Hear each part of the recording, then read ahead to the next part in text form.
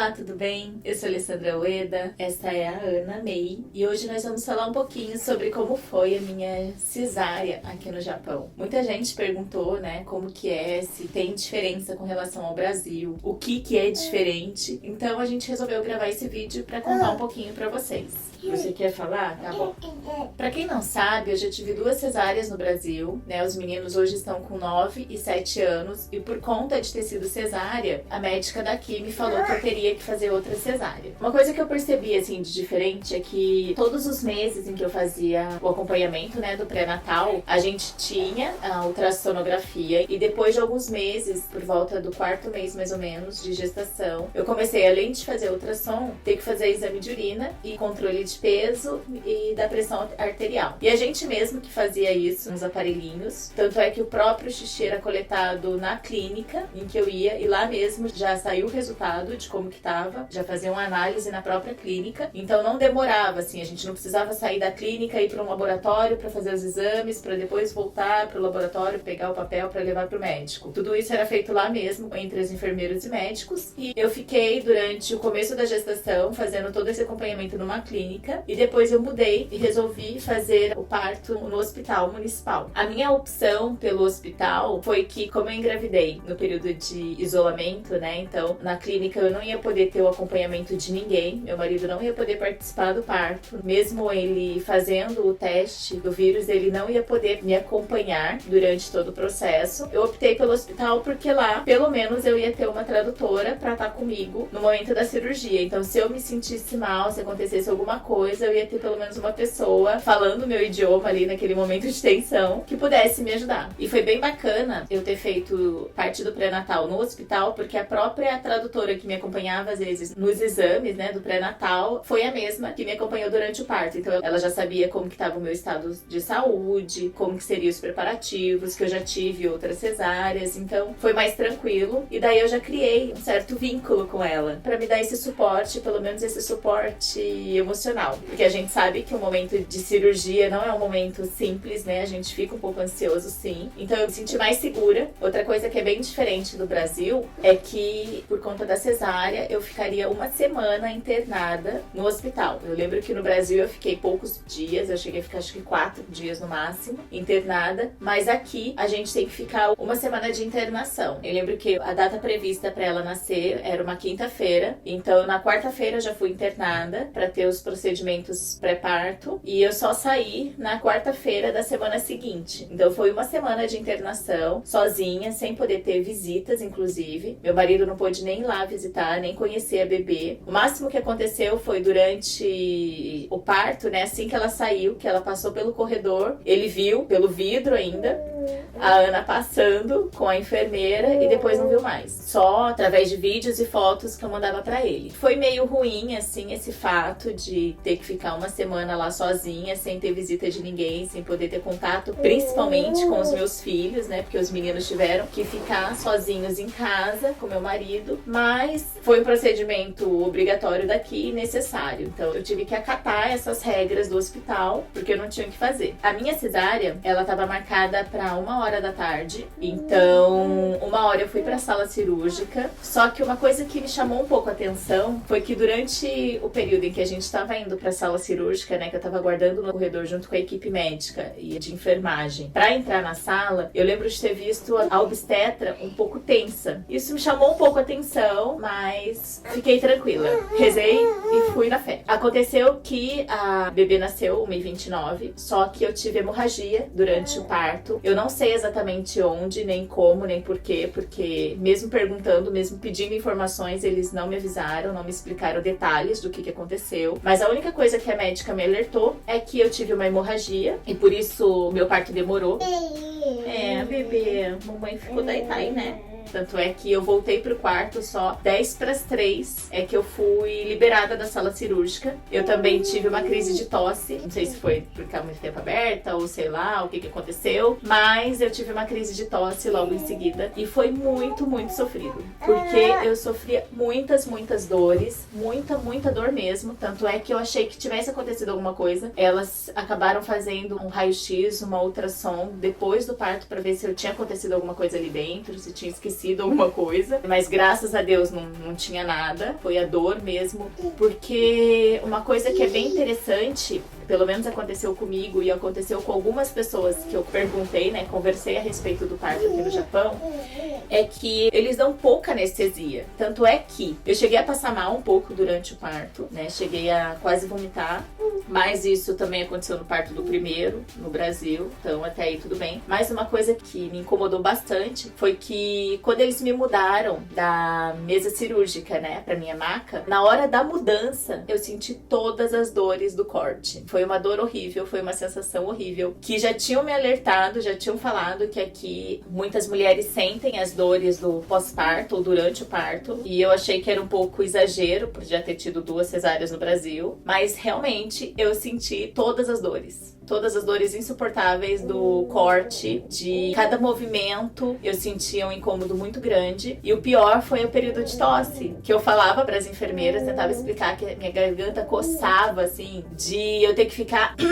sabe, forçando, fazendo algum movimento ali, e não podia beber muita água, né, pra ver se ela parava de coçar, pra eu não tossir, pra não doer mais ainda. Mas em contrapartida, teve algo interessante que eu tive aqui, que eu não tive no Brasil, que foi o massageador de pernas. Eles colocaram um aparelho conectado na minha perna que ficava fazendo massagem a noite inteira. Então, assim que eu fui pro quarto, eles já colocaram esse aparelho na minha perna e eles só tiraram no dia seguinte. Também por causa do aparelho, eu fiquei com sonda até o dia seguinte, mas pelo menos esse aparelho ajudou a perna não ficar tão inchada, né? Já que eu tive que ficar deitada o dia inteiro na cama. Outra coisa interessante foi que depois que eu tirei a sonda, eles me deram uma jarrinha e toda vez que eu fosse fazer xixi durante os próximos dias, mesmo com dor, mesmo quase não aguentando andar, eu tinha que ir lá no banheiro, coletar o meu xixi e depois levar o meu xixi para uma maquininha e eu jogar o meu xixi dentro dessa máquina através dos botões lá que tava dizendo que era o meu nome, pra fazer análise do meu xixi. Então, mesmo depois do parto, todos os xixis de todos os dias seguintes eram coletados para análise para ver se eu estava bem ou não de saúde. E isso eu achei muito interessante porque é um cuidado especial, diferente, mas que eu achei interessante compartilhar aqui com vocês. Agora, teve uma coisa ruim que eu não gostei,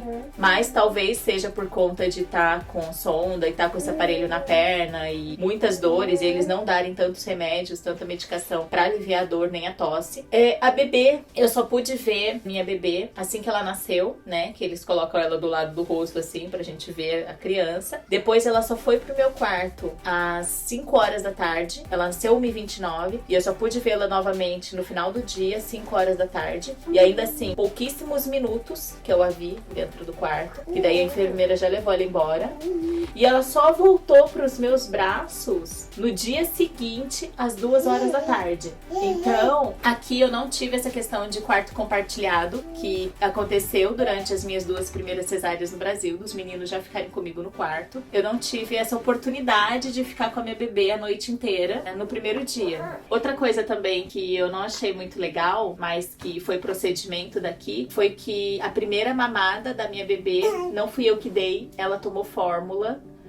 E depois, várias outras mamadas seguidas, eles deram fórmulas pra ela. Mesmo eu falando que eu tinha leite, mesmo eu mostrando, né, massageando o peito, mostrando que saía leite, elas achavam que era muito pouco e que era regra do hospital e que tinha que dar fórmula pra criança. Isso me incomodou bastante, porque eu sempre fui a favor da amamentação materna, por livre demanda, mas lá tinha um negócio que quase me deixou louca, porque eu tinha uma planilha, como se fosse uma planilha de Excel impressa, e que eu tinha que colocar lá o horário que a bebê mamou, quantos ml ela mamou da mamadeira, que era a fórmula que eu tinha que preparar para dar para ela, e quanto que ela mamou no meu peito. E no começo, elas falavam assim, ó, você tem 5 minutos para dar de mamar no peito. Ela pegando ou não pegando, são só 5 minutos. Eu falei, como assim são 5 minutos? Às vezes até a criança acostumar ali, pegar o peito, não, já tava contando 5 minutos. E dependendo do turno, a enfermeira ficava lá do meu lado, olhando, massageando o meu peito pra ela mamar mamar logo. Às vezes a bebê tava dormindo e ela não queria mamar, então elas ficavam apertando o pezinho da bebê. E mesmo apertando o pezinho, ela não mamava. Eu não sei o que elas faziam, que eu acho que elas davam um apertão mais forte, que a bebê chorava pra abrir a boca. Daí quando ela abria a boca, elas enfiavam a cabeça da criança no meu peito. Começava esse procedimento, elas já cronometravam. E daí dava os 5 minutos, a bebê mamou, não mamou, acabou o tempo dela. Daí era obrigada a dar mais fórmula. E outra coisa que me incomodou bastante foi que elas faziam o controle e depois elas me ensinaram que era eu que tinha que ajudar a fazer esse controle de pesar a bebê antes de começar a mamar. Daí eu tinha que ir lá na salinha, pesava a bebê, marcava numa ficha lá deles quanto que ela tava pesando. Daí colocava ela no peito, deixava ela, marcava quanto tempo ela tava no meu peito mamando e depois tinha que ir lá e pesar de novo pra saber se o leite que eu tava produzindo era suficiente ou não, quanto que ela tava ganhando de peso só com o meu peito, pra saber se seria necessário aumentar a dosagem da fórmula ou não. Isso me incomodou um pouco no começo, porque como eu falei, eu queria ter amamentado do jeito que eu amamentei os meninos, mas era uma regra daqui do hospital e elas eram bem firmes assim nessa questão de controle. Tanto é que se eu esquecesse de marcar alguma coisa no papel, elas iam lá e ficavam me questionando por que eu não marquei, que horas que foi, tinha que marcar a hora certinha que eu dei de mamar. E até teve uma vez que a bebê acordou 1 hora antes do horário de mamada e tava chorando bastante, eu resolvi dar o peito. E daí eu avisei, marquei na planilha que ela tinha acordado antes e por isso eu fui dar de mamar antes. Então a enfermeira falou, então daqui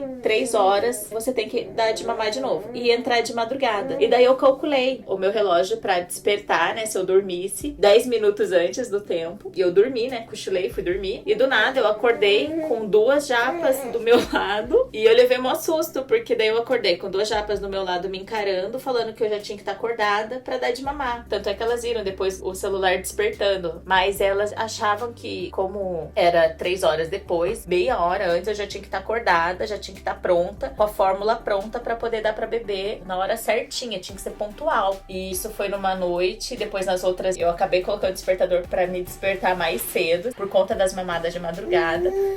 Porque eu me assustei mesmo de ter 2 japas me encarando de noite, tentando me acordar. Mas teve um lado bom também desse período todo lá. As refeições eram muito boas. Uma coisa estranha, né, que a gente não tá acostumado no Brasil, mas aqui é muito comum, é ter uma refeição de arroz no café da manhã. Porque eu lembro que no Brasil eu ganhava chazinho com biscoito, com pãozinho, uma torrada, né, com uma geleia, com uma manteiga. E aqui não. Aqui o café da manhã, você come arroz, você toma uma sopa, você come salada, toma um leite puro, que é uma coisa que eu não gosto, mas eu acostumei a tomar porque eu tinha que tomar alguma coisa aqui no hospital, é que eles não servem suco, ou é chá sem açúcar, né, ou era esse leite. E o chá também não ia me sustentar tanto, né, então o leite, por ter bastante cálcio, eu acabava tomando leite puro com a comida. É estranho, né, porque é cultural a gente não comer comida no café da manhã, mas acabei acostumando aqui e todos os dias foi assim. Mas era uma refeição bem balanceada, tinha bastante verdura, bastante legumes, tinha uma carninha, comida bem japa mesmo, sem muito tempero, sem sal, mas que ajuda no processo de recuperação. Ah, uma coisa que eu me lembrei agora também, que foi bem diferente, é que como a gente ficou uma semana no hospital, somente no penúltimo dia eu tive a oportunidade de ver a enfermeira dando banho na minha bebê. Nas outras vezes, todas as vezes, a enfermeira que dava banho na bebê, mas no penúltimo dia que elas me convidaram pra poder assistir a enfermeira dando banho na bebê. De resto foi bem tranquilo. Depois de receber alta, tive que voltar 2 semanas depois pra ver como que tava o curativo.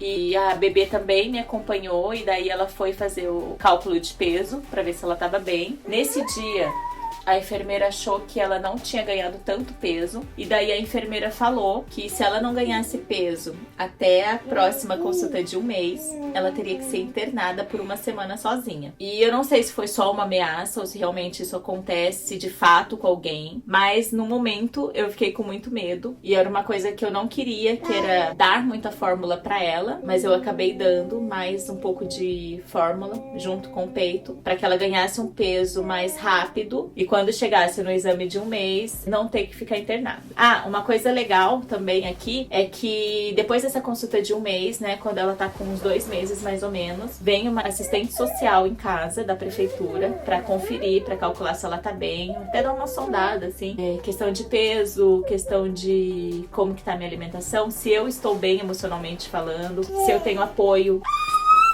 se eu tenho alguém pra conversar com relação à maternidade, se eu tiver dúvidas, com quem que eu falo. E meio que uma forma de acolher, né? E até saber se a gente, mãe, está passando por algum problema emocional, ou a gente tá com alguma depressão pós-parto, né? Ou baby blues. Então, eu achei bem interessante esse procedimento da assistente social. E em paralelo, nessa visita, a assistente, ela também passa pra gente quais são as vacinas que são obrigadas a bebê tomar. Depois tem uma consulta com 4 meses aqui no centro de saúde, e daí com 9 meses é que ela volta para uma consulta médica, e depois dessa consulta de 9 meses é só com 1 ano e meio. Então as consultas aqui, essa parte também é diferente do Brasil, né? Porque no Brasil eu lembro que eu ia todos os meses levar os meninos no pediatra, e aqui a gente não faz isso. Aqui a gente leva o bebê com 1 mês, com 4 meses, com 8 para 10 meses, no caso eu fui com 9, e depois com 1 ano e meio. Uma coisa interessante também é que essa parte de acompanhamento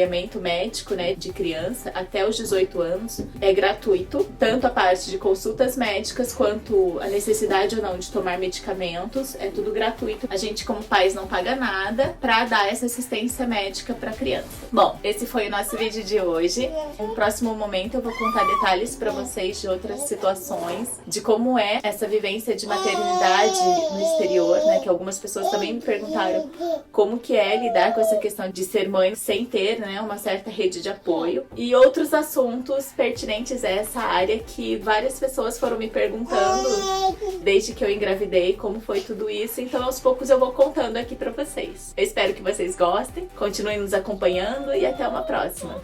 Beijos, tchau, tchau. Mei-chan vai dar tchau? Vai tchau, tchau, Mei-chan. Bye, bye. Isso!